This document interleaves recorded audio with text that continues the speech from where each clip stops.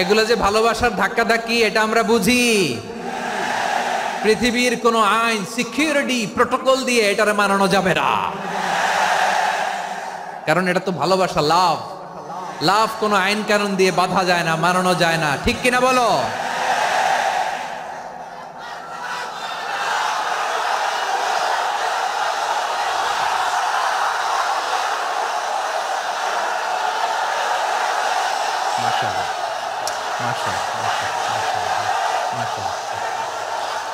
ঠিক আছে, বসুন বসুন বসুন।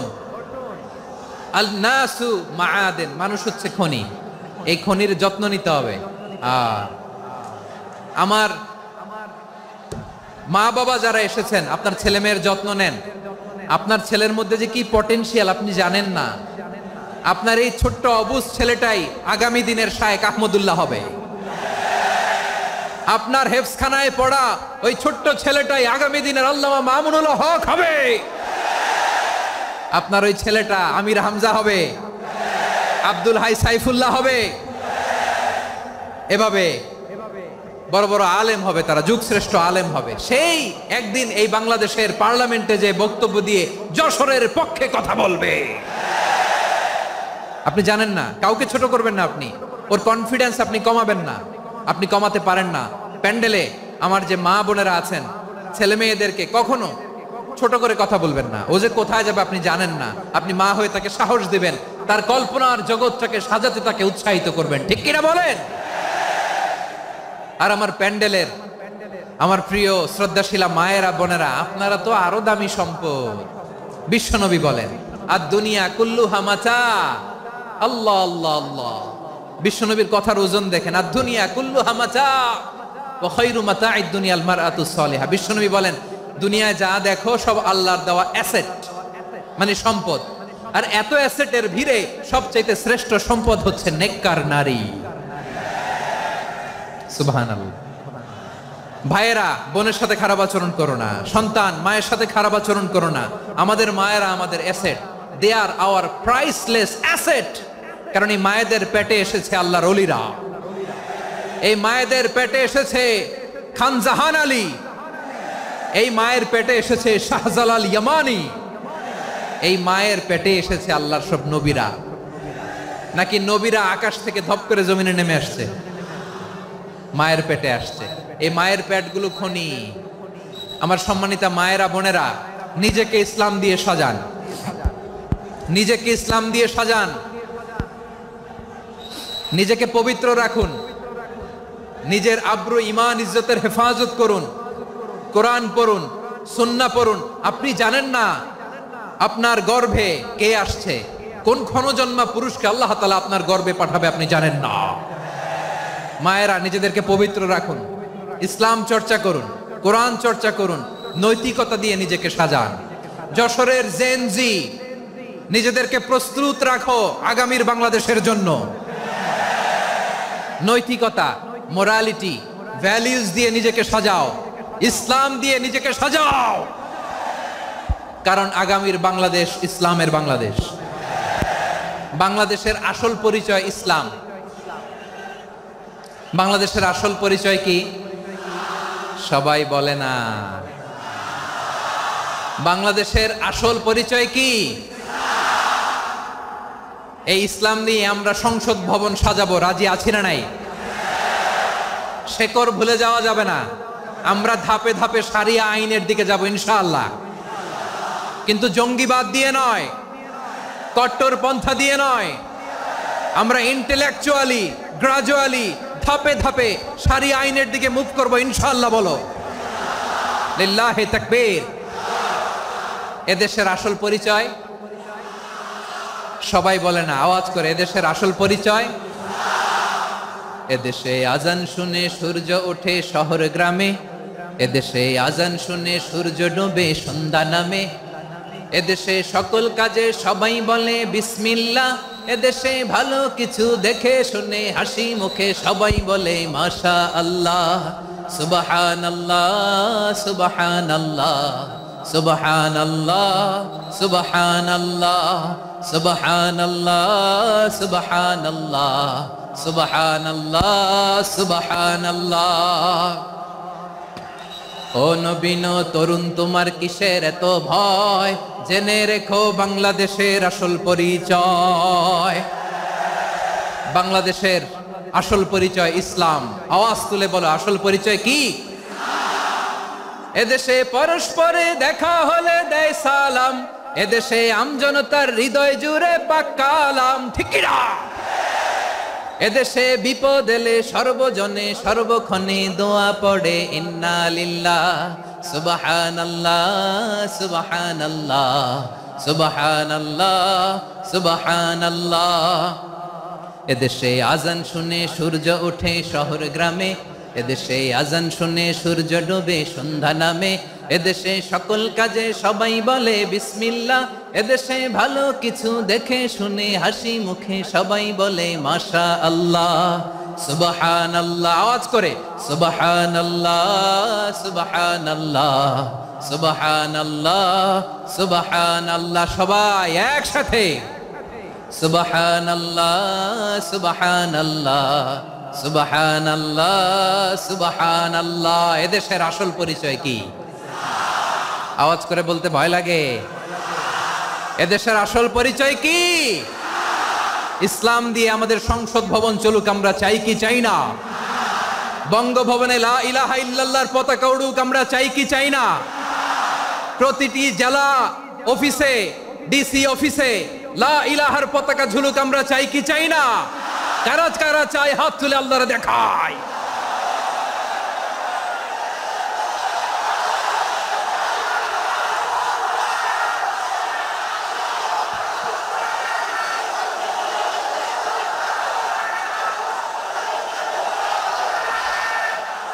মাশাআল্লাহ মাশাআল্লাহ মাশাআল্লাহ মাশাআল্লাহ।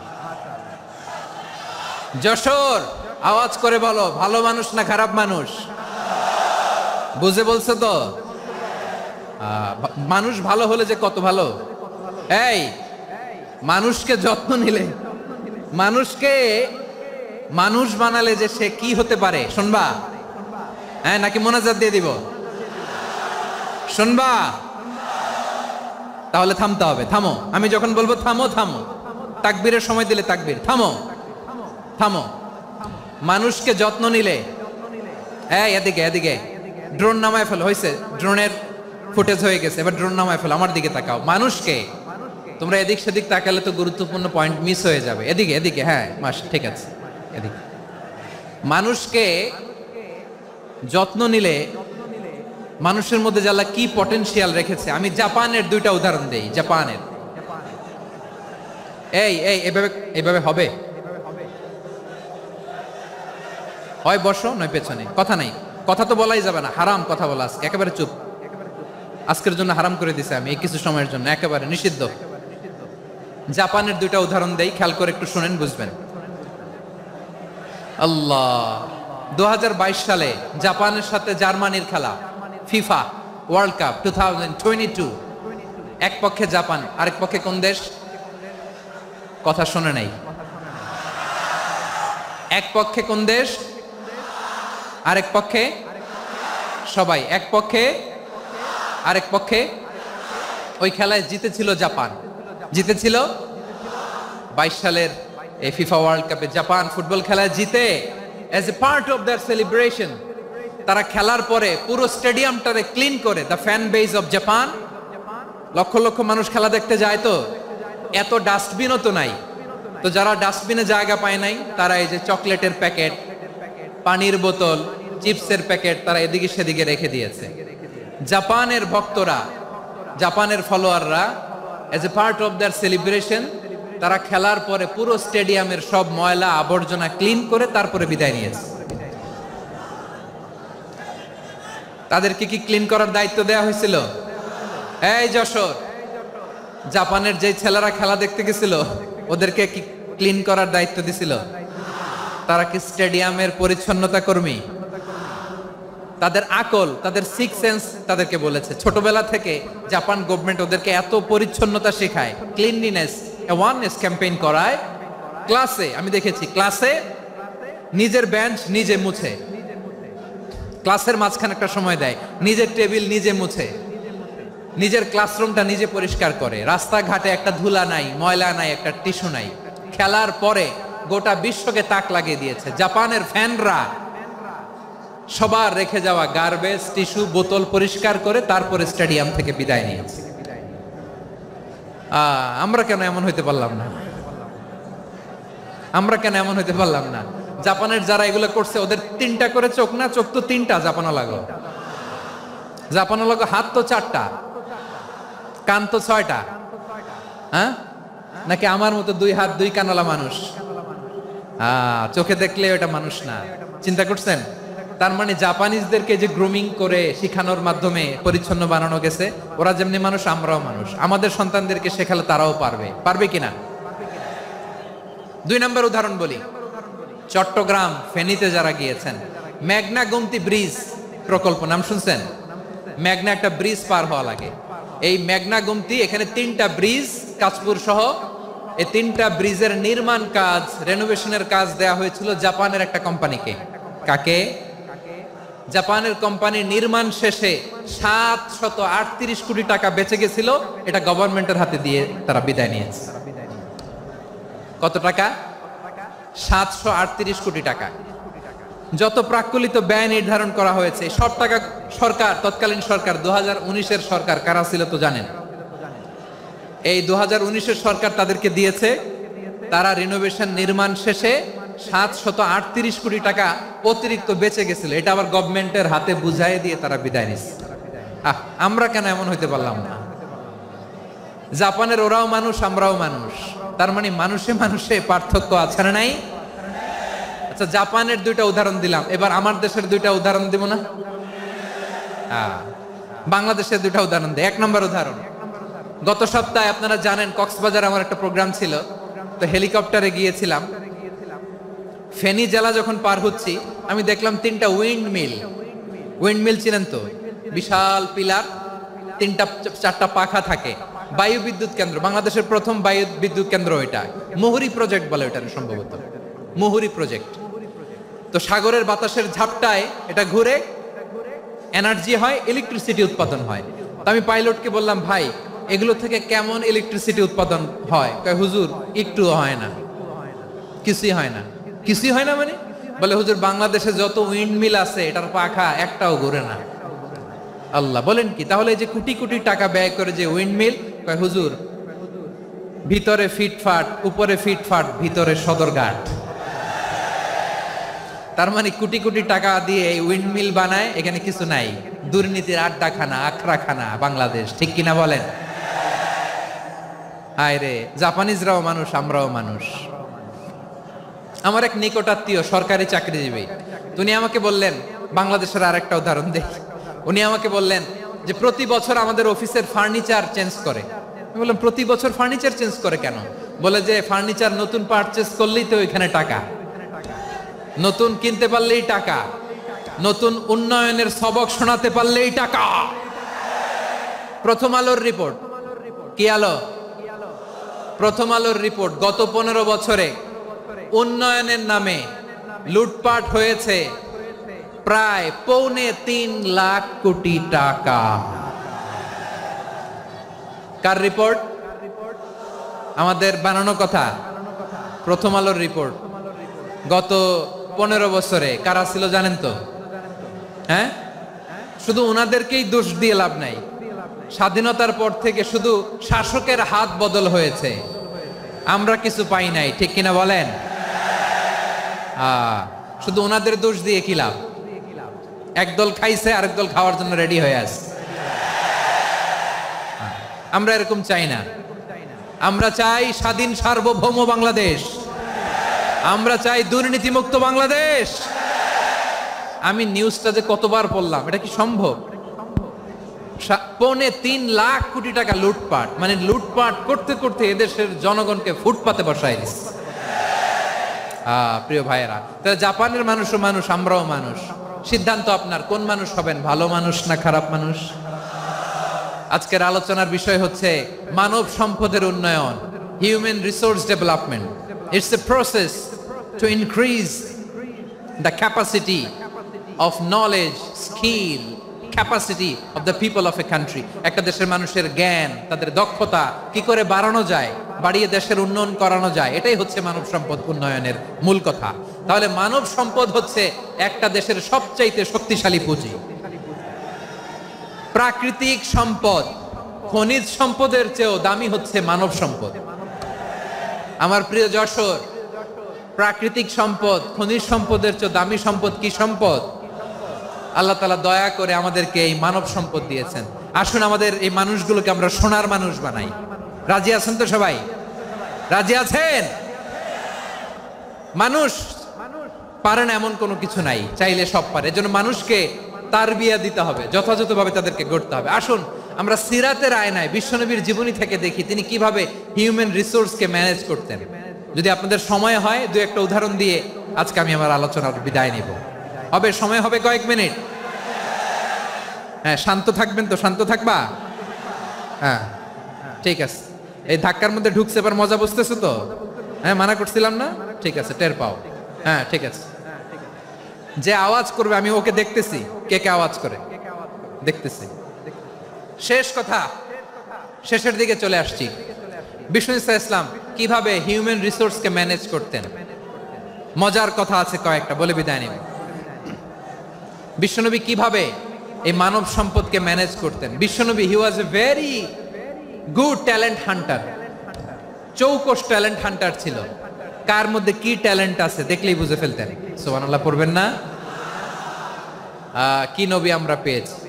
হি was a very good talent hunter. আমার নবী তিনি চৌকস ট্যালেন্ট হান্টার ছিলেন। কার মধ্যে কি প্রতিভা বের করতেন, ওই প্রতিভাকে ইসলামের কল্যাণে কাজে লাগাতেন। সুবহানাল্লাহ বলেন। যাকে যেই জায়গায় সেট করলে ভালো হবে তাকে ওই জায়গায় সেট করতেন। কয়েকজন সাহাবীর জীবনী শোনাই। আবু মাহজুরা রাদিয়াল্লাহু তাআলা আনহু, মক্কার মুয়াজ্জিন, আগে ছিল মুশরিক, পরে হয়েছে মুমিন। উনি কিভাবে মুমিন হইলেন এই ঘটনাটা একটু আপনাদের শোনাতে চাই। তা আপনাদের তো সময় নাই হাতে। হ্যাঁ সময় আছে? এই জেনজি শেষ করে দিল আজকের প্রোগ্রামটা। 1 ঘন্টা ধাক্কা ধাক্কি করে কেমনে দাঁড়ায় আছে আমি বুঝলাম না।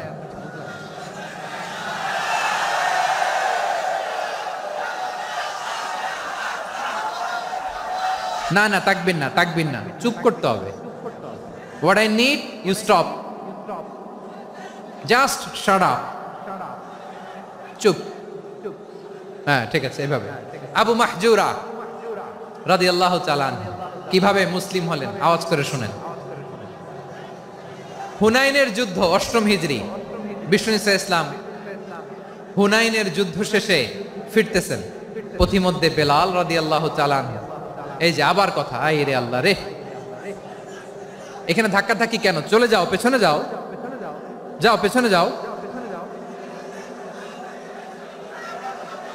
কি আজীব তামাশা! যেখানে যায় এখানে ধাক্কা ধাক্কি, মারামারি, গায়ের উপরে, কাঁধের উপরে, শাউটিং। অনেক গুরুত্বপূর্ণ কথা পয়েন্ট করে নিয়ে আসে যে বলবো, এই শাউট করার কারণে প্রোগ্রামটাই নষ্ট করে দেয়। আসছে আমার ভালোবাসা দেখাইতে, প্রোগ্রামটাই শেষ করে দিয়ে চলে যায়। স্টপ। আবার কথা বল, স্টপ। হুনাইনের যুদ্ধে 8ম হিজরি, কত হিজরি সবাই বলেন না একটু, কত হিজরি? 8ম হিজরিতে হুনাইনের যুদ্ধে রাসূল সাল্লাল্লাহু আলাইহি ওয়াসাল্লাম ফিরে আসতেছেন মদিনায়। পথিমধ্যে বেলাল রাদিয়াল্লাহু তাআলা আনহু আজান দিচ্ছেন। কি দিচ্ছেন? তো পাশে ছিল মুশরিকদের একটা পল্লী, কিছু মুশরিক তরুণ, কিছু অমুসলিম কিশোর, তারা আজানকে ব্যঙ্গ করতেছে। আমাদের বাংলায় মুখ ভেঙ্গানো বলে আর কি। বেলাল রাদিয়াল্লাহু তাআলা আনহু আজান দিচ্ছেন, ওই বাচ্চাগুলো মুশরিক তো, ওরা আজানকে ব্যঙ্গ করতেছে, বিকৃতি করে ওরাও আজান দিচ্ছে। উদ্দেশ্য হচ্ছে আজানকে নিয়ে ঠাট্টা করা। উদ্দেশ্য কি? ঠাট্টা করা।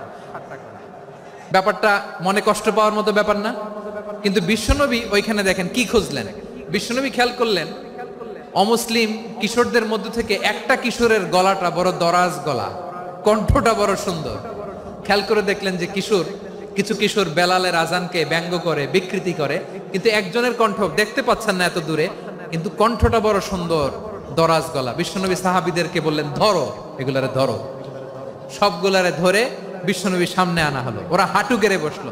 বিশ্বনবী বললেন, তোমাদের মধ্যে কে যেন ব্যঙ্গ করে আজান দিচ্ছিল, তার গলাটা বড় উঁচু, গলার বেসটা বড় মজবুত, মেলোডিয়াস, সুমধুর কণ্ঠ, কে? আবু মাহজুরা বলে, আমার বন্ধুরা সবাই আমার দিকে আঙ্গুল দেখায়, আমি পড়ে গেছি বিপদে। রাসূল সাল্লাল্লাহু আলাইহি ওয়াসাল্লাম বাকি অমুসলিম তরুণদেরকে ছেড়ে দিলেন, বললেন তোমরা যাও। এবার আবু মাহজুরারে পাইছে। আবু মাহজুরার চুলের মধ্যে হাত দিলেন বিশ্বনবী, মাথায় হাত দিয়ে বললেন, এবার আজান দাও দেখি।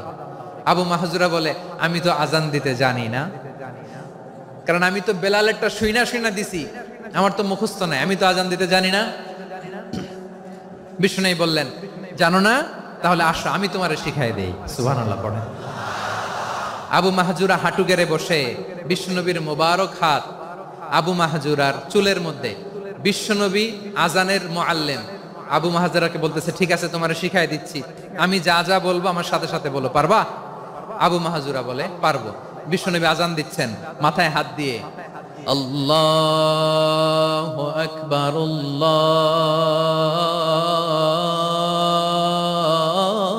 আল্লাহু আকবার।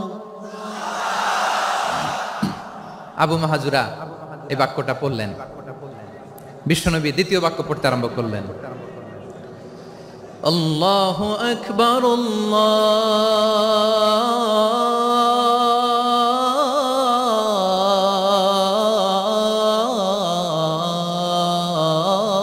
আল্লাহু আকবার। আবু মাহজুরা এই বাক্যটা বললেন। বিশ্বনবী আবু মাহজুরার মাথার মধ্যে হাত দিয়ে তৃতীয় বাক্য বললেন, আশহাদু আল্লা ইলাহা ইল্লাল্লাহ।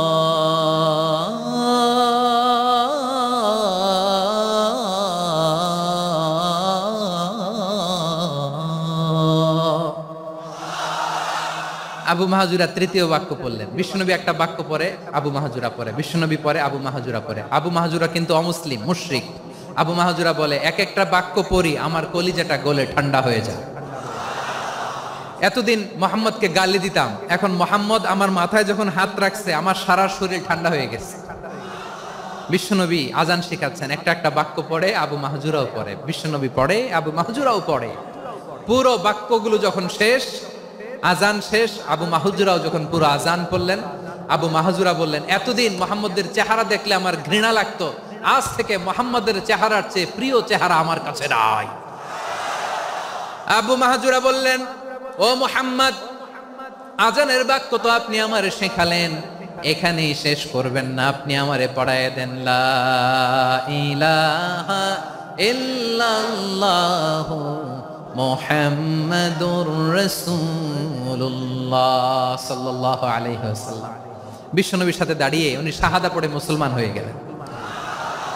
এবার আবু মাহজুরা বলে, ইয়া রাসূলুল্লাহ, ইয়া হাবিবাল্লাহ, আমি মুমিন হয়েছি, মুসলমান হয়েছি,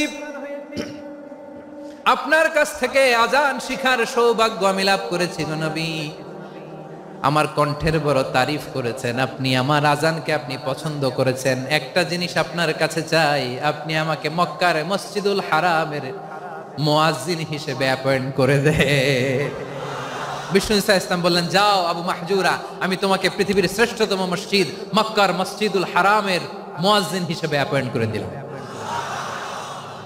দেখছেন কিভাবে ট্যালেন্ট হান্টিং করতে হয়, কিভাবে হিউম্যান রিসোর্স মানব সম্পদকে ব্যবহার করতে হয়। আসছিল আজানকে ভেঙাইতে, আসছিল কেন? আজানকে ব্যঙ্গ করার জন্য, বিকৃত করার জন্য। আজানকে বিকৃত করতে যে ইসলামের সবচেয়ে শ্রেষ্ঠ মসজিদের মুয়াজ্জিন হয়ে গেল। পড়েন সুবহানাল্লাহ। হযরত আবু মাহজুরা রাদিয়াল্লাহু তাআলা আনহু ওনার এই সুললিত কণ্ঠ ব্যবহার করে মসজিদুল হারামে এত সুন্দর করে আল্লাহু আকবার বলে আজান দিতেন, মানুষগুলোর, মুসল্লিগুলোর, মক্কাবাসীর হৃদয়কে তিনি বিগলিত করে দিতেন, মানুষের হৃদয়কে ঠান্ডা হয়ে যেত। শুধু এখানেই শেষ না আমার যশোরের ভাইয়েরা। বিশ্বনবী যখন সাইয়েদনা আবু মাহজুরা রাদিয়াল্লাহু তাআলা আনহুকে আজান শিখাচ্ছিলেন, বলেন তো বিশ্বনবীর হাতটা কোথায় ছিল? আবু মাহজুরার মাথার সামনে, এই চুলের উপরে ছিল। আবু মাহজুরা ওই স্মৃতিটাকে ধারণ করবার জন্য ওই স্মৃতিকে বহন করার জন্য বিশ্বনবীর মোবারক হাত আবু মাহজুরার কপালের চুলের যেই জায়গায় লেগেছে, মৃত্যুর আগের দিন পর্যন্ত আবু মাহজুরা মাথার ওই চুলে কোনোদিন ছুরি আর কামার লাগায় নাই, সেখানে কেচি লাগায় নাই, চুলের মধ্যে খুর লাগায় নাই। আবু মাহজুরা ডান দিকের চুল কাটতো, বাম দিকের চুল কাটতো, পেছনের চুল কাটতো, সামনের চুল কাটতো না। আবু মাহজুরা রাদিয়াল্লাহু তাআলা আনহুর সামনের চুলগুলো বড় হতে হতে যখন এত বড় হয়ে যায়, তিনি চুলগুলো পেঁচিয়ে মাথার মধ্যে রাখতেন, তারপরে তিনি পাগড়ি পরতেন। সবাই জিজ্ঞেস করতো, আবু মাহজুরা এটা আবার কেমন স্টাইল? দেখতে তোমারে কি বিদঘুটে লাগে, কেমন অড লাগে, কেমন খারাপ দেখা যায়। মক্কায় এমন কোন মানুষ তো দেখি নাই ডানে চুল কাটে, বায়ে চুল কাটে, পেছনে চুল কাটে, সামনে কাটে না। ওরে আবু মাহজুরা কেমন দেখা যায় তোমারে, তুমি সামনের চুল কাটো না কেন? আবু মাহজুরা বলে, আমি হাঁটু গেড়ে পেয়ারা নবীর সামনে বসেছিলাম, আমার এই মাথার চুলের মধ্যে মুবারক হাত লাগিয়ে বিশ্বনবী নিজে আমাকে আজানের প্রতিটা বাক্য শিক্ষা দিয়েছেন। বিশ্বনবীর মোবারক হাত, পবিত্র হাত আমার মাথার চুলের যেই জায়গায় লেগেছে, আমি চাই ওই চুলগুলা নিয়ে আমি আমার কবরের ভিতরে যাব। সাইয়েদনা আবু মাহজুরা রাদিয়াল্লাহু তাআলা আনহু ইন্তেকালের আগের পর্যন্ত মাথার সামনের চুলগুলা কাটে নাই। মাথার সামনের চুল তিনি কাটেন নাই। সুবহানাল্লাহি বিহামদি। কেমন ভালোবাসতেন বিশ্বনবী সাহাবীদেরকে, সাহাবারা কেমন ভালোবাসতেন বিশ্বনবীকে। সামনের চুলগুলো বড় হতে হতে এত বড় ছিল, পেঁচিয়ে রেখে পাগড়ি পরতেন, কাটতেন না। নবীর হাত লেগেছিল। সুবহানাল্লাহ পড়েন। তাহলে what is the lesson? Moral of the story কি? মোরাল অফ দ্য স্টোরি হচ্ছে, আসছিল আজানকে ব্যঙ্গ করার জন্য, বিকৃত করার জন্য, হয়ে গেল মসজিদুল হারামের মুয়াজ্জিন। দেখেন বিশ্বনবী একটা খারাপ সিচুয়েশনের মধ্যে থেকে কি ভালো জিনিস বের করে আনলেন। আমি যে শুরুতে বলেছি কিভাবে তিনি হিউম্যান রিসোর্সকে ডেভেলপ করেছেন, ম্যানেজ করেছেন। তিনি যে চৌকস ট্যালেন্ট হান্টার ছিল, দেখেন সবার মধ্যে থেকে এর বাছাই করে মুয়াজ্জিন বানাই দিয়েছেন। সুবহানাল্লাহ পড়েন। তার মানে এই না সবাইরে ধরে ধরে উনি মুয়াজ্জিন বানাইছেন। যার যেই ট্যালেন্ট আছে তাকে ওই কাজে অ্যাসাইন করেছেন। যার যেই প্রতিভা আছে তার প্রতিভাকে ইসলামের কাজে লাগিয়েছেন। সুবহানাল্লাহ পড়েন। যায়েদ বিন সাবিত রাদিয়াল্লাহু তাআলা আনহু নাম শুনেছেন? যশোর কথা বেরোয় না। যদি জিগায় সালমান খানের নাম শুনছেন, সবাই হাত তুলবে, জি হুজুর শুনছি, মানে সব দেখা শেষ। সালমান খান, আমির খান, অমুক খান, সব খান মুখস্থ, কিন্তু যায়েদ বিন সাবিতের নাম মুখস্থ নাই মুসলমানদের। যেই সাহাবী মাথার সামনের চুল কাটে নাই, মসজিদুল হারামের মুয়াজ্জিন বানাইছেন বিশ্বনবী, সাহাবীর নাম কি? খায়া ফেলাইস, স্লোগানের সাথে খায়া ফেলাইস। আবু মাহজুরা। কি নাম? আবু মাহজুরা আল জুমাহি রাদিয়াল্লাহু তাআলা আনহু। এই নামটা আজকে নিয়ে যাইতে হবে যশোর। আবু মাহজুরা রাদিয়াল্লাহু তাআলা আনহু। দুই নম্বরে বলছিলাম যায়েদ বিন সাবিত রাদিয়াল্লাহু তাআলা আনহু। বিশ্বনবী দেখলেন মদিনার এই আনসারী সাহাবী হাইলি ট্যালেন্টেড, ইন্টেলেকচুয়াল, মেরিটোরিয়াস, জ্ঞানের প্রতি তার আকর্ষণ, মারাত্মক আকর্ষণ। বিশ্বনবী তাকে দায়িত্ব দিলেন, কোরআন যা নাজিল হয় তুমি লিখো, কাতিবুল ওয়াহি বানায় দিলেন। সুবহানাল্লাহ। যায়েদ বিন সাবিতরে আবার আজান শিখান নাই, কারণ তার মধ্যে বিশ্বনবী প্রতিভা দেখেছেন, একাডেমিক প্রতিভা। বিশ্বনবীর একাডেমিক প্রজেক্টগুলো তিনি হ্যান্ডেল করতেন। যায়েদ বিন সাবিত ছিল বিশ্বনবীর ব্যক্তিগত সচিব। কি ছিল? ব্যক্তিগত সচিব। বোঝেন নাই? বিশ্বনবীর ব্যক্তিগত সচিব এবং দোভাষী। ইহুদিরা কিছু লিখে দিলে এটার অর্থ বিশ্বনবীরে বুঝায় দিতেন, আবার ইহুদিদের কাছে কিছু লিখতে হলে তিনি লিখে দিতেন। বিশ্বনবী একদিন বললেন, ইন্নী ওয়াল্লাহি মা আমানু ইয়াহুদা আলা কিতাব। ইহুদিরা যে চিঠি পাঠায় অর্থ তো বুঝি না, আরেক ইহুদি আইনা অর্থ করা লাগে। আবার ইহুদিদের কাছে কিছু লিখে পাঠাইতে চাইলে আমরা তো লিখতে পারি না, ইহুদিরে দিয়ে লেখা লাগে। ওরা যে পয়রা শোনায় লিখে দেয়, আমি ওদের বিশ্বাস করি না। আমার নিজের একজন লোক দরকার। বিশ্বনবী এই যায়েদ বিন সাবিতকে চুজ করলেন ল্যাঙ্গুয়েজের জন্য। উনি বললেন, যায়েদ তোমার সফট স্কিলকে ডেভেলপ করতে হবে, তুমি হিব্রু ল্যাঙ্গুয়েজ শিখে ফেলো। যায়েদ বিন সাবিত বলল, বিশ্বনবীর মোটিভেশন আর ইন্সপিরেশন পেয়ে আমি 15 দিনে ইহুদিদের এই হিব্রু ল্যাঙ্গুয়েজ শিখে ফেললাম। শুধু শিখে ফেললাম না, হাত্তা হাদিকতু, even I became master in the language, এই ভাষা আমি পারদর্শী হয়ে গেলাম। এরপরে ইহুদিরা চিঠি লিখে পাঠালে আর কোনো ইহুদি ডাকা লাগতো না, আমি নবীর এটার অর্থ শুনে পরে বুঝাই দিতাম। আবার ইহুদিদের কাছে চিঠি লেখা লাগলে আমি যায়েদ বিন সাবেত চিঠি লিখে দিতাম। সুবহানাল্লাহ। দেখেন, এত সাহাবীর মধ্য থেকে বিশ্বনবীর একাডেমিক প্রজেক্ট, ব্যক্তিগত সচিব, দোভাষী হিসেবে তিনি যায়েদ বিন সাবেতের মতো তরুণকে নির্বাচিত করেছেন। কেমন ট্যালেন্ট হান্টার ছিল আমার নবী! সুবহানাল্লাহ পড়বেন না? বিশ্বনবীর ইন্তেকালের পরে সাইয়েদনা আবু বকর রাদিয়াল্লাহু তাআলা আনহু যখন খলিফা হয়ে আসলেন, কোরআনকে সংকলনের দায়িত্ব দেয়া লাগবে, কোন সাহাবীকে দিবেন? সব সাহাবারা মিলে পরামর্শ করলেন। সাইয়েদনা আবু বকর, ওমর সবাই মিলে এই বিশাল কোরআন সংকলনের গুরু দায়িত্ব বিশ্বনবীর ব্যক্তিগত সচিব, বিশ্বনবীর দুভাষী, বিশ্বনবীর সিলেক্ট করাই লোক যায়েদ ইবনে সাবেত রাদিয়াল্লাহু তাআলা আনহুকে দিয়েছে। কোরআনের কপি তো আজকে এখানে রাখে নাই। এই যে আজকের যে কোরআন পড়েন, এটা আগে এরকম ছিল না। কোরআন নাজিল হলে সাহাবারা চামড়ার, ওটের চামড়ায় লিখে ফেলতো, ওটের চ্যাপ্টা হাড্ডির মধ্যে লিখে ফেলতো, গাছের গুড়ির মধ্যে লিখে ফেলতো, বিভিন্ন জনের কাছে ছড়ানো ছিটানো ছিল। আবু বকর রাদিয়াল্লাহু তাআলা আনহু একসাথে করলেন, পরবর্তীতে উসমান রাদিয়াল্লাহু তাআলা আনহু একসাথে করলেন 114 সূরার। এখন এই মুসহাফ, এই কম্পাইলেশন, এই কপি আমরা পেয়েছি, যার হিউজ কন্ট্রিবিউশন ছিল। এই পুরো কোরআন কম্পাইলেশনের প্রজেক্ট ম্যানেজার ছিল যায়েদ বিন সাবেত রাদিয়াল্লাহু তাআলা। কোরআন কম্পাইলেশনের প্রজেক্ট ম্যানেজার। দেখেন, উনারে মাথায় হাত দিয়ে আজান শিখায় নাই। সুবহানাল্লাহ কইবেন না? তাহলে প্রথম সাহাবী আবু মাহজুরাকে মুয়াজ্জিন বানাইলেন, যায়েদ বিন সাবেতকে ব্যক্তিগত সচিব আর দোভাষী বানালেন, মুসআব ইবনে উমাইর রাদিয়াল্লাহু তাআলা আনহুকে ইসলামের প্রথম অ্যাম্বাসেডর বানালেন। তাহলে তৃতীয় নাম্বার একজন সাহাবীর নাম বলছি, মুসআব ইবনে উমাইর। মুসআব কি নাম? নামটা কেমন লাগে? এই কয়েকজনের ভাল লাগে, বাকিদের ভাল লাগে না? ভাল লাগে? এই এই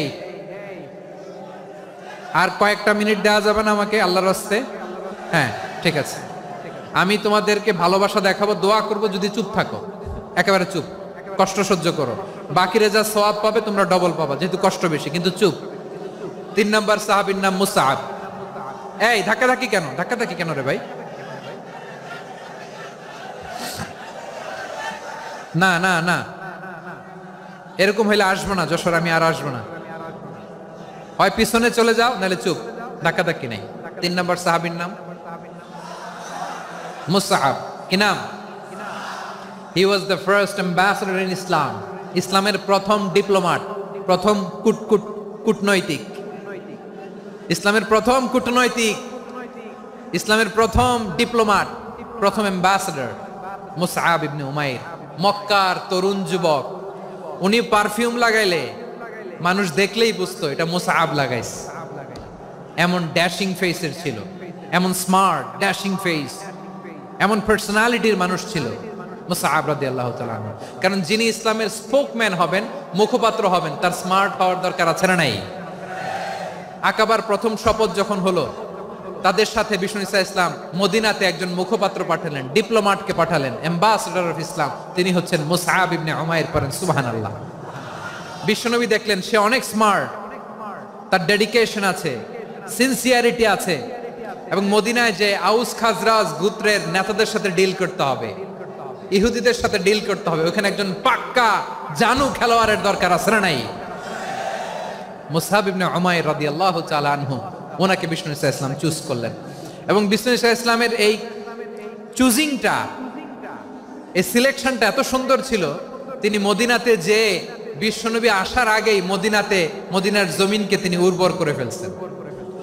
প্রতিটা ঘরে ঘরে কালিমার দাওয়াত তিনি পৌঁছায় দিচ্ছেন। জুমার বিধান নাজিল হয়েছে, কিন্তু মক্কায় পরিবেশ নাই জুমা পালনের। বিষ্ণু ঈসা ইসলাম একজনকে দিয়ে খবর পাঠালেন, যাও মদিনায় মুসাবকে যে বলো, মুসাব তো আমার শিক্ষক, আমার স্পোকম্যান, মদিনাতে যেন তারা জুমা কায়েম করে। বিশ্বনবীর আগেই মুসআব মদিনার মুসলিমদেরকে নিয়ে মদিনায় প্রথম জুমা কায়েম করে ফেলছে। কোন সুবহানাল্লাহ। ডিপ্লোমাটদের কেমন হইতে হয়,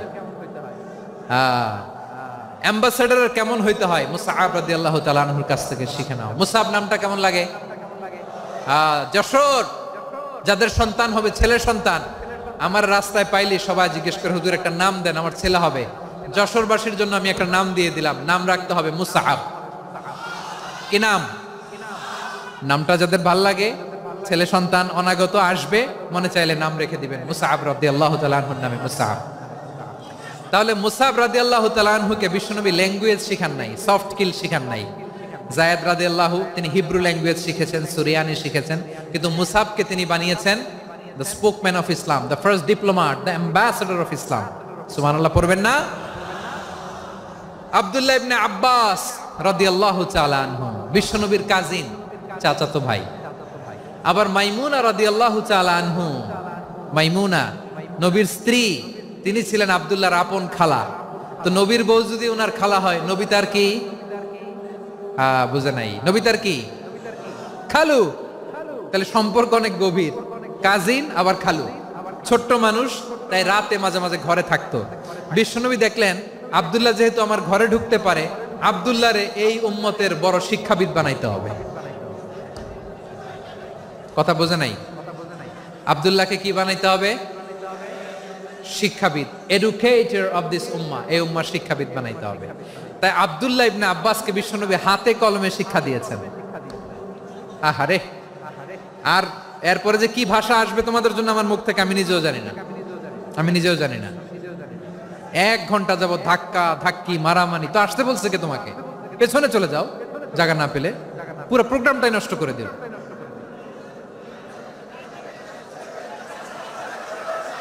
জি, আমার দিকে তাকান, আমি শেষ করে দিচ্ছি। হবে না, ইন্টেলেকচুয়াল আলোচনা এখানে হবে না, আমি বুঝতে পারছি, আমি শেষ করে দিচ্ছি। আব্দুল্লাহ ইবনে আব্বাস রাদিয়াল্লাহু তাআলা আনহু, মনোযোগ দিয়ে কয়েকটা মিনিট শুনুন, আমি এখনই শেষ করে দিচ্ছি। এরপর আওয়াজ করবে, এই যে এগুলো কি আমি বুঝলাম না।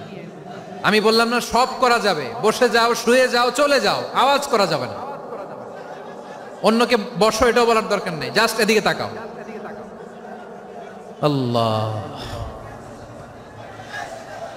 আব্দুল্লাহ ইবনে আব্বাস রাদিয়াল্লাহু তাআলা আনহু, ওনাকে বিশ্বনবী হাতে কলমে শিক্ষা দিয়েছেন, যেহেতু উম্মতের শিক্ষাবিদ হবেন, এডুকেটর হবেন। তো বিশ্বনবী রাতে যখন তাহাজ্জুদ পড়তেন, ছোট্ট আব্দুল্লাহ ঘরে থাকতো। বুঝতে পেরেছেন? ছোট্ট মানুষ তো ঘরে থাকতো। তো বিশ্বনবী তাহাজ্জুদের জন্য একবার দাঁড়িয়েছেন, ছোট্ট আব্দুল্লাহ ওযু করে দাঁড়াইছে। আচ্ছা বলেন তো, ইমাম আর মুসল্লি মোট যদি 2 জন হয়, একজন ইমাম একজন মুসল্লি, তো মুসল্লি ইমামের কোন দিকে দাঁড়াবে? ডানে দাঁড়াবে। ছোট্ট আব্দুল্লাহ বুঝে নাই, বিশ্বনবী তাহাজ্জুদ শুরু করেছেন, উনি ইক্তেদা করছেন আর দাঁড়াইছেন বায়ে। কোথায় দাঁড়িয়েছেন? আব্দুল্লাহ বলেন, যখন আমি বায়ে দাঁড়ালাম, আখাযা রাসূলুল্লাহ সাল্লাল্লাহু আলাইহি ওয়াসাল্লাম উযুনি আল ইউমনা ইয়াফতিলুহা, বিশ্বনবী নামাজরত অবস্থায় আমার কান ধরে টেনে আমার ডান দিকে এনে দাঁড় করায় দিলেন। পড়েন সুবহানাল্লাহ। দেখেন, হাতে কলমে শিক্ষা। আর জীবনে ভুলাবে? কথা কয় না, আর ভুলাবে? আর ভুল হবে না। এভাবে বিশ্বনবীর অনেক সঙ্গ পেয়েছেন, সফর করেছেন, একই বাহনে বসেছেন, এক বাহনে বসে লম্বা নাসিহত করেছেন, বলেছেন, ইয়া গোলাম ইহফাজিল্লাহ ইয়াহফাজকা, ইহফাজিল্লাহ তাজিদহু তুজাহাক, ইযা সাআলতা ফাসআলিল্লাহ ওয়া ইযা ইসতাআনতা ফাসতাইন বিল্লাহ। আল্লাহর বিধান মানো, আল্লাহর বিধান রক্ষা করো, আল্লাহ তোমায় রক্ষা করবে। আব্দুল্লাহ, চাইতে হলে আল্লাহর কাছে চাও, সাহায্য চাইতে হলে আল্লাহর কাছে সাহায্য চাও। মনে রাখো, গোটা বিশ্বের সবাই যদি তোমার সাহায্য করতে চায়, ততটুকুই করতে পারবে যতটুকু আল্লাহ তোমার নসিবে রেখেছে। গোটা বিশ্ব যদি তোমার বিরুদ্ধে ষড়যন্ত্রে দাঁড়িয়ে যায়, ক্ষতি ততটুকু করতে পারবে যতটুকু তোমার জন্য বরাদ্দ আছে, এর বাইরে কিছু করতে পারবে না। আওয়াজ করে বলেন ঠিক কিনা? এভাবে হাতে কলমে শিখিয়েছেন, বিশ্বনবীর সঙ্গ পেয়েছেন। ওনাকে বিষ্ণু ইসলাম শিক্ষাবিদ, এডুকেটর অফ দিস উম্মাহ হিসেবে সিলেক্ট করেছেন, হাতে কলমে শিখিয়েছেন। বিশ্বনবী একবার প্রকৃতির ডাকে সাড়া দিয়ে এসেছেন। এখন কি করতে হবে? নামাজের জন্য ওযু করতে হবে। বিশ্বনবী এসেই দেখেন ওযুর বদনায় পানি ভরা, খুশি হয়ে গেলেন, বললেন, কে রেখেছে পানি? একজন বলল, আব্দুল্লাহ রেখেছে। বিশ্বনবী অত্যন্ত খুশি হলেন, খুশি হয়ে একটা দোয়া করলেন, বললেন, আল্লাহুম্মা ফাক্কিহু ফিদ্দীন ওয়া আল্লিমহু তা'ওয়ীল। আল্লাহ, তুমি আব্দুল্লাহকে দ্বীনের বুঝ দিও আর কোরআনের তাফসীর শিক্ষা দিও। বিশ্বনবীর এই দোয়া এমন লাগছে, উনি রাইসুল মুফাসসিরিন, এই পৃথিবীতে যত মুফাসসির ছিল, যত মুফাসসির আসবে, সকল মুফাসসিরের সম্রাট হিসেবে স্বীকৃত হয়েছেন। আব্দুল্লাহ ইবনে আব্বাস, বিশ্বনবী ওনারে আজান শিখান নাই, বিশ্বনবী ওনারে ল্যাঙ্গুয়েজ শিখান নাই, বিশ্বনবী ওনারে অ্যাম্বাসাডর বানান নাই, হাতে কলমে শিক্ষা দিয়েছেন। ছোট্ট মানুষ বিশ্বনবী ইন্তেকাল করলেন, আবু বকরের সময় গেল, ওমরে ফারুকের খেলাফত, তখনও তিনি তরুণ। ওমরে ফারুক রাদিয়াল্লাহু তাআলা আনহু ওনার ক্যাবিনেট মিনিস্ট্রির বৈঠকে এই আব্দুল্লাহ ইবনে আব্বাসকে পাশ দিয়ে বসায় রাখতেন। বয়স্ক সাহাবারা এটা পছন্দ করতো না, তারা বলতো ঘটনা কি, আব্দুল্লাহর মতো ছেলে নাতি আমাদের আছে, এরা কেন রাখে ওমরে ফারুক? ওমরে ফারুক এটা টের পেলেন, তিনি বুঝতে পারলেন যে ক্যাবিনেট মেম্বাররা এটা পছন্দ করে না, ছোট্ট আব্দুল্লাহরা কেন রাখি, কেন যে রাখি এটা একদিন বুঝাবো। একদিন মিটিং এ তিনি সবাইকে বললেন, ইদা জাআ নাসরুল্লাহি ওয়াল ফাতহ। এই আয়াত দ্বারা উদ্দেশ্য কি বলেন তো মুরব্বী সাহাবীরা? এক সাহাবী বলেন, এই সূরা দ্বারা উদ্দেশ্য, আল্লাহ বলেছেন আমাদেরকে বিভিন্ন ল্যান্ড, বিভিন্ন এলাকা বিজয় করতে হবে। ওমরে ফারুক বললেন না, হয়নি। আরেকজন বললেন, বিজয় হওয়ার পর আমাদের বেশি বেশি আল্লাহর বরত্বের ঘোষণা দিতে হবে, এটা উদ্দেশ্য। ওমরে ফারুক বললেন না, হয় নাই। যারে জিজ্ঞেস করেন কেউ পারে না। সব শেষে বিশ্বনবী ছোট্ট আব্দুল্লাহরে বলেন, আব্দুল্লাহ, ইদা জাআ নাসরুল্লাহি ওয়াল ফাতহ, এর দ্বারা উদ্দেশ্য কি বলতো? ছোট্ট আব্দুল্লাহ বলেন, হুয়া আজালু রাসূলিল্লাহ। এই আয়াত দ্বারা বিশ্বনবীর বিদায়কে উদ্দেশ্য নেওয়া হয়েছে। ওমরে ফারুক বললেন, হাদা হুয়া, এটাই তো সঠিক উত্তর, এটাই সঠিক তাফসীর এই আয়াতের। কারণ ইদা জাআ নাসরুল্লাহি ওয়াল ফাতহ, যখন আল্লাহর সাহায্য আর বিজয় আসবে, ওয়া রাআইতান নাসা ইয়াদখুলুনা ফি দীনিল্লাহি আফওয়াজা, আপনি দেখবেন দলে দলে, ঢলে ঢলে, বানের পানির মতো মানুষ ইসলামের দিকে ঢুকতেছে, ইসলামের বিজয় হয়েছে। তো ইসলামের বিজয়ের মিশন নিয়ে নবী আসছে, বিজয়ী যখন হয়ে গেছে, এখন তো নবীর বিদায় হবে। জোরে বলেন ঠিক কিনা? কোন সাহাবী এই সূক্ষ্ম কথাটা ধরতে পারে নাই, ওই আব্দুল্লাহ ছাড়া। আব্দুল্লাহ যখন উত্তর দিছে, সব সাহাবীদের টনক নড়েছে। এরপর থেকে কোন ক্যাবিনেট মিটিং এ আর কোন সাহাবারা কোনো প্রশ্ন করে নাই, আওয়াজ করে পড়েন সুবহানাল্লাহ। বিশ্বনবী আব্দুল্লাহ ইবনে আব্বাসকে দ্য এডুকেটর অফ দ্য উম্মাহ, উম্মার শিক্ষাবিদ হিসেবে গ্রহণ করেছেন। আওয়াজ করে পড়তে হবে আল্লাহু আকবার। সাহাবীদের নামগুলো মনে থাকবে? এক নম্বরে আবু মাহজুরা, মুয়াজ্জিন বানাইছেন। যায়েদ ইবনে সাবিত, দোভাষী, ট্রান্সলেটর অফ প্রফেট, এবং তিনি ছিলেন বিশ্বনবীর ব্যক্তিগত সচিব। মুসআব ইবনে উমাইর, the first ambassador and diplomat of Islam. আব্দুল্লাহ ইবনে আব্বাস, এই উম্মার সবচেয়ে বড় এডুকেটর, শিক্ষাবিদ। আরেকজন ছিল আব্দুল্লাহ ইবনে মাসউদ রাদিয়াল্লাহু তাআলা। দুই আব্দুল্লাহ, আব্বাস গেল, আরেকজন হচ্ছে মাসউদ। মক্কার তরুণ, ছাগল পালতো মুশরিকের। বিশ্বনবী আর আবু বকর রাদিয়াল্লাহু তাআলা আনহু একবার গেলেন, যে দেখে এই তরুণ দাঁড়ায় আছে। বিশ্বনবী বলেন, আমি খুব ক্ষুধার্ত, তোমার কাছে কি দুধ আছে ছাগলের? আব্দুল্লাহ ইবনে মাসউদ বলে, আছে। ওয়ালাকিন আনা মুতামান, কিন্তু যে দুধ আছে এটা আমানতের, আমি দিতে পারবো না। বিশ্বনবী এইটা শুনেই তার টার্গেট করে ফেলছে। আনা মুতামান, দুধ আছে কিন্তু এটা আমার মালিকের, আমি তো দরদ দেখাই, আমার মালিকের দুধ আপনি পথিক, আপনারে দিতে পারি না। বিশ্বনবী টার্গেট করে ফেলছেন, এরে আমার কাজে লাগাইতে হবে। বিশ্বনবী বলেন, আচ্ছা ঠিক আছে, দুধ দিও না, কিন্তু এমন ছাগি আছে কিনা যেই ছাগির সাথে কোনো ছাগলের মিলন হয় নাই, তার ওলানে দুধও আসে নাই, বাচ্চাও নাই, এরকম ছাগির থেকে যদি আমি দুধ খাই তাহলে তো সমস্যা নাই। বলতেছে, এরকম ছাগির থেকে দুধ খাইলে সমস্যা নাই, কারণ এরকম ছাগির ওলান থেকে দুধ আসবেও না।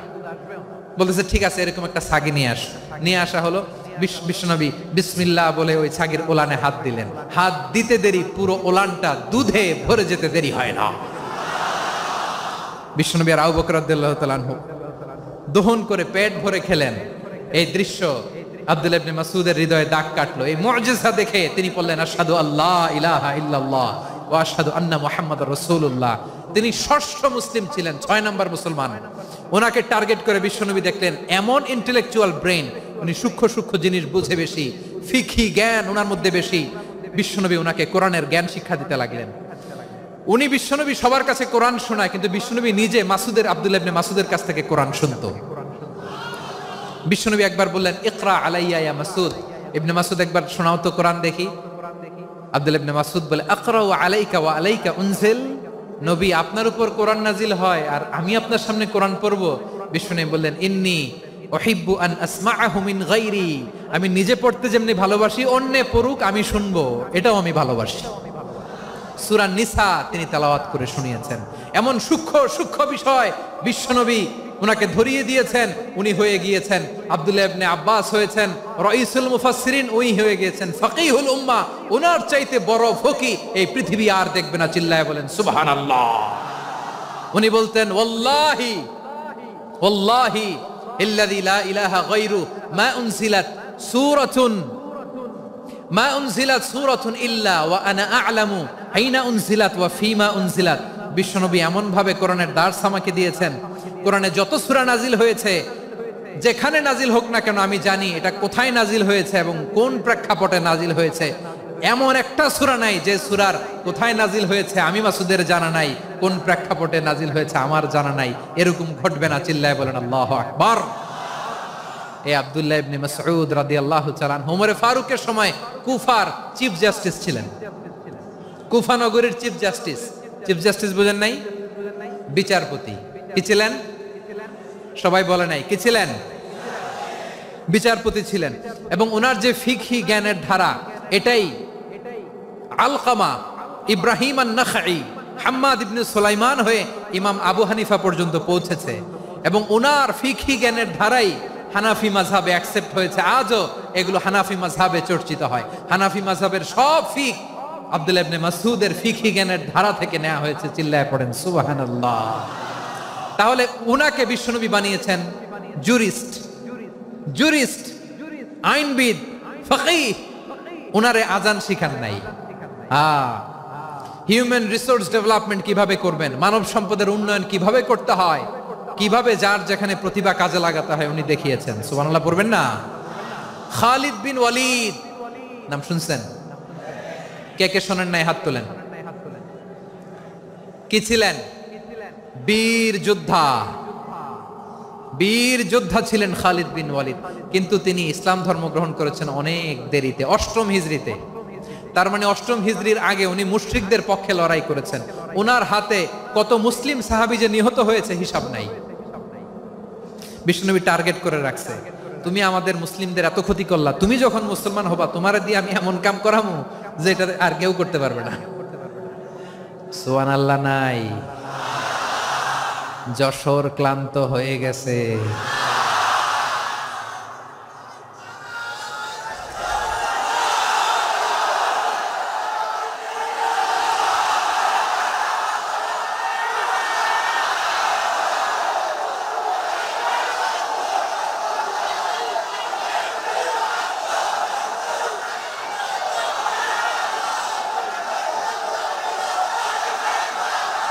মাশাআল্লাহ, বসুন বসুন বসুন। খালিদ বিন ওয়ালিদ রাদিয়াল্লাহু তাআলা আনহু 8ম হিজরিতে মুসলিম হয়েছেন, মক্কা বিজয়ের আগে। তো মক্কা বিজয়ের আগে যখন মুসলিম হয়েছেন, এর আগে কি করছেন? কাফিরদের সাথে যুদ্ধ করেছেন। উনি উহুদের যুদ্ধে মুসলমানদের যে পরাজয় ভাব, কঠিন পরিস্থিতির মুখোমুখি উনার কারণে পিছন থেকে এমন আতর্কিত আক্রমণ করেছেন, মুসলমানদেরকে কচুকাটা করেছেন। 8ম হিজরিতে আল্লাহ তাআলা হেদায়েতের নূর দিয়ে ওনার হৃদয়টাকে উজালা করে দিলেন। লা ইলাহা এটা এমন বাণী যার হৃদয়ে একবার টাচ খাবে, এইটা থেকে সে আর পালিয়ে বেড়াতে পারে।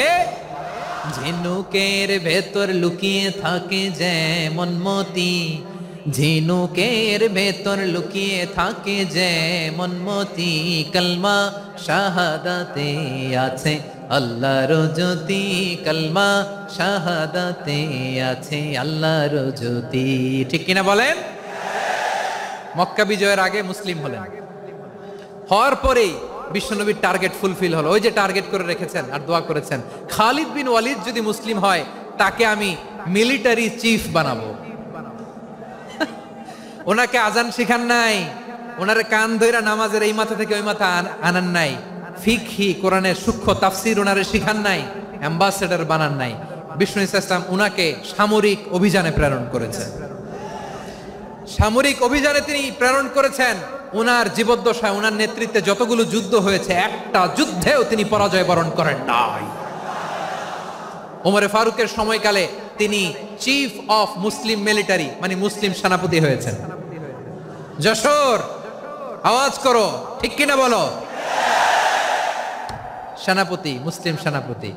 তাহলে কিভাবে হিউম্যান রিসোর্স ব্যবহার করতে হয় গোটা বিশ্ব আমার নবীর কাছ থেকে শিখে নাও। খালিদ বিন ওয়ালিদ, ওনাকে বিশ্বনবী একটা উপাধি দিয়েছেন, উপাধিটা হচ্ছে সাইফুল্লাহিল মাসলুল, আল্লাহর নাঙ্গা তরবারি, আল্লাহর খোলা তরবারি, দ্য ওপেন সোর্ড অফ আল্লাহ। খালিদ বিন ওয়ালিদ মুসলিম সেনাপতি। হাসান বিন সাবেত নাম শুনছেন? দেখি উনি কি ছিল বলেন। রাসূলের সভা কবি, কালচারাল হিজিমনিকে ডিফিট করার জন্য। উনি ভালো অস্ত্র চালানো জানতেন না, ওই কাজে উনি যেতেন না। ওনার ছিল কাব্য প্রতিভা। কাব্য প্রতিভা, কাফিররা কবিতা দিয়ে নবীকে গালি দিত। বিশ্বনবী বলতেন, ইয়া হাসান আজিব আন রাসূলিল্লাহ, তুমি নবীর হয়ে কাফেরদের এই কথাগুলোর জবাব দাও। বিশ্বনবীর একটা মিম্বার ছিল, বিশ্বনবীর মিম্বারের পাশাপাশি মসজিদে নববীতে এই হাসান বিন সাবেতের জন্য বিশ্বনবী একটা স্পেশাল মিম্বার বানিয়ে দিয়েছেন। এখান থেকে তুমি জবাব দাও। এবং বিশ্বনবী বলেছেন, আল্লাহুম্মা আইয়িদহু বিরূহিল কুদুস। আল্লাহ, হাসান আমার পক্ষে জবাব দেয়, তুমি জিব্রাইল মারফত তাকে সাহায্য পাঠাইয়া দিও। রাসূল সাল্লাল্লাহু আলাইহি ওয়াসাল্লামের সভা কবি, the poet of the prophet, নবীর কবি। উনি কবিতা দিয়ে, এমন উচ্চাঙ্গের ভাষায় কবিতা দিয়ে তিনি জবাব দিতেন, কাফিরদের গা শিহরে যেত, তাদের হৃদয়ে আগুন ধরে যেত। তাহলে এরকম কবিরও দরকার আছে না নাই? এখন যাকে আল্লাহ দিছে কাব্য প্রতিভা, এরা যদি আপনি যুদ্ধের ময়দানে পাঠান হবে? যারে দিছে সুরেলা গলা, এরা যদি অ্যাম্বাসেডর বানান হবে না। হাসান বিন সাবেত ছিলেন বিষ্ণু ইসলামের কবি। হুযায়ফা ইবনুল ইয়ামান বিশ্বনবীর গোয়েন্দা বিভাগের প্রধান। কিসের প্রধান? হুযায়ফা ইবনুল ইয়ামান, ওনার ছিল ডিটেকটিভ মাইন্ড। ডিটেকটিভ মাইন্ড, গোয়েন্দা বিভাগের প্রধান। এবং উনি হচ্ছেন সাহিবু সিররি রাসূলিল্লাহ, রাসূল সাল্লাল্লাহু আলাইহি ওয়াসাল্লামের গোপন তথ্যের ধারক বাহক। নবীর যেই কথা কেউ জানে না, সব হুযায়ফার পেটের ভিতরে ছিল। সুবহানাল্লাহ পড়েন। মদিনার যত ইহুদিদের একটা লিস্ট ছিল, এই লিস্ট শুধু দুইজন জানতো, বিশ্বনবী আর হুযায়ফা। সুবহানাল্লাহ পড়বেন না? তাহলে উনাকে কোন দায়িত্ব দিছে? কোন বিভাগ? যশোর, আওয়াজ করো, কোন বিভাগ? গোয়েন্দা বিভাগের হেড ছিল। খন্দকের যুদ্ধে প্রচন্ড আজকের মতো শৈত্য প্রবাহ, মাটি খনন করতে করতে সাহাবীদের পেটে ক্ষুধা নাই, দাঁড়াইতে পারে না নামাজের জন্য, এত ক্লান্ত, ক্ষুধা, ক্লান্ত, শ্রান্ত। বিশ্বনবী বললেন, কে আছো? এই কঠিন শীত, এই ভয় আর ক্ষুধার মধ্যেও খন্দকের পরীক্ষার টপকে শত্রু শিবিরে যে আমাকে তথ্য দিবা, কে আছো? কারো গায়ে শক্তিই নাই যে দাঁড়াবে, কেউ দাঁড়ায় না। বিশ্বনবী তখন নিজে হুযায়ফাকে ডাক দিলেন, হুযায়ফা, যে আমাকে আজকে শত্রু শিবিরের তথ্য এনে দিবে, সে জান্নাতে আমার মোরাফাকা, আমার সঙ্গী হবে। হুযায়ফা রাদিয়াল্লাহু ইবনুল ইয়ামান জীবনের ঝুঁকি নিয়ে এই ক্ষুধা, শৈত্য প্রবাহ, কোল্ড ওয়েভস কে উপেক্ষা করে পরীক্ষা টপকে শত্রু শিবিরে যে সবার কথাগুলো চুপে চুপে শুনে বিশ্বনবীর দরবারে এসে গোয়েন্দাদের মতো তথ্য সরবরাহ করেছে। বিশ্বনবীর গোয়েন্দা বিভাগের প্রধান হুযায়ফা ইবনুল ইয়ামান ইন্টেলিজেন্স বিভাগ চালাতেন। মুনাফিকদের নাম ওনার কাছে ছিল। মুআয ইবনে জাবাল মদিনা রাষ্ট্রের সবচেয়ে সিনিয়র আমলা ছিলেন। আমলাতন্ত্র চিনেন তো? প্রশাসনিক কাজ যারা চালায়, অ্যাডমিনিস্ট্রেশন বুঝেন না? The department of administration. মদিনার রাষ্ট্রের সিনিয়র আমলা মুআয ইবনে জাবাল মুতাখাসসিসুন ফিল হালালি ওয়াল হারাম, হালাল হারামের স্পেশালিস্ট ছিলেন। বিশ্বনবী উনাকে ইয়ামানের গভর্নর করে পাঠাইছেন।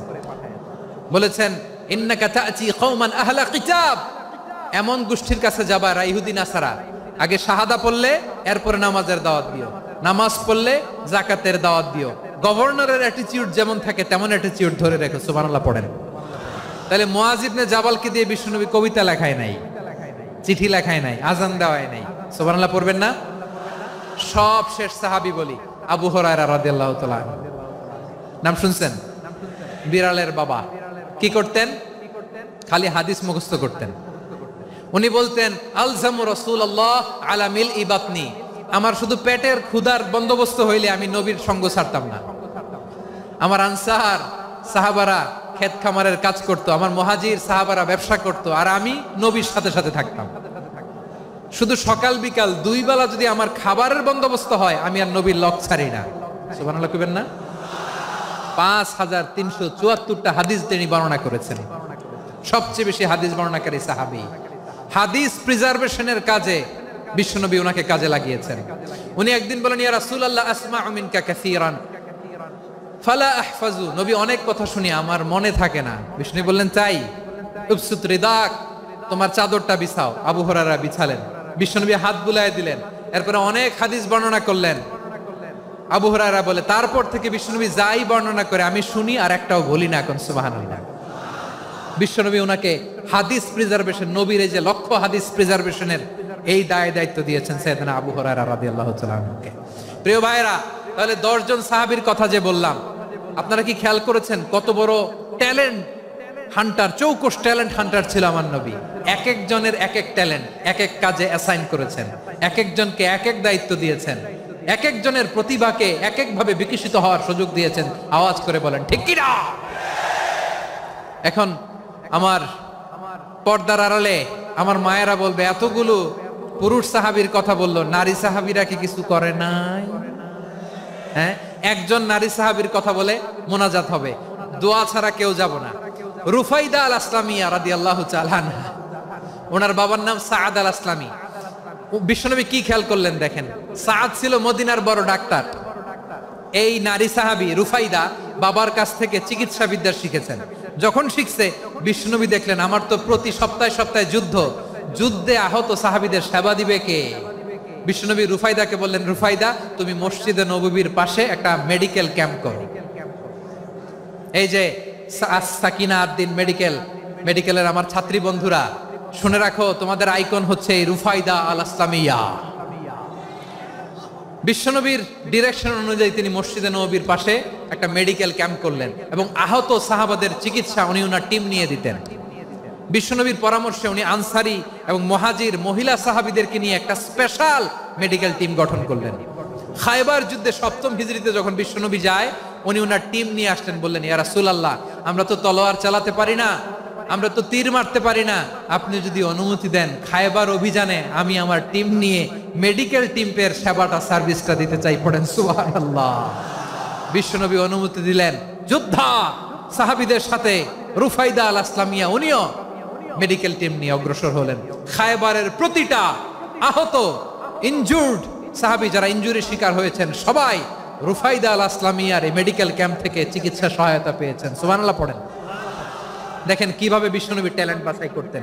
আপনি অবাক হবেন, বাহরাইনের মেডিকেল ইউনিভার্সিটিতে রুফাইদা আল আসলামিয়া মেডিকেল প্রাইজ অ্যাওয়ার্ড প্রতি বছর দেয়া হয়। যদি 8 দিনের এই মেডিকেল, আমার বোনেরা যদি জেনে থাকো জানো, না হলে নতুন করে জানো, সার্চ দিও, রুফাইদা আল আসলামিয়া মেডিকেল অ্যাওয়ার্ড বাহরাইনের ইউনিভার্সিটিতে দেয়া হয়। প্রিয় ভাইয়েরা, তাহলে আলোচনার সামারি আমরা করি। বিশ্বনবী যার যেখানে ট্যালেন্ট তাকে ওইখানে কাজে লাগাতেন। আওয়াজ করে বলেন ঠিক কিনা? এবার একটা ইন্টারভিউ হবে, আওয়াজ করে বলেন, আবু মাহজুরাকে বিশ্বনবী কি বানাইছেন? হ্যাঁ, ভুলে গেছেন? সামনের চুলে হাত দিয়ে বিশ্বনবী কি সুন্দর গলায় আজান শিখালেন। মুয়াজ্জিন জায়েদ বিন সাবিতকে